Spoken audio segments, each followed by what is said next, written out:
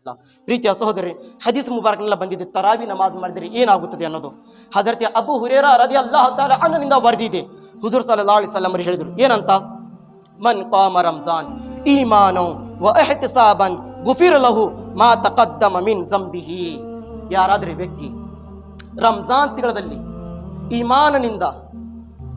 ಈಮಾನನಿಂದ ಮತ್ತು ನಿಯತ್ ಪುಣ್ಯದ ನಿಯತ್ತಿನಿಂದ ಪ್ರತಿಫಲ ನಾನು ಪಡ್ಕೋಬೇಕಪ್ಪ, ಈ ನಿಯತ್ತಿನಿಂದ ಯಾರಾದರೆ ವ್ಯಕ್ತಿ 20 ರಕಾತ್ ತರಾವಿ ನಮಾಜನ್ನು ಮಾಡಿದ ಅಂದರೆ ಅಂಥದ್ದು ವ್ಯಕ್ತಿದು ಅಲ್ಲಾಹ್ ರಬ್ಬುಲ್ ಇಜ್ಜತ್ ಮಾಡಿರುವ ಎಲ್ಲ ಪಾಪವನ್ನು ಕ್ಷಮೆ ಮಾಡ್ತಾನಂತೆ.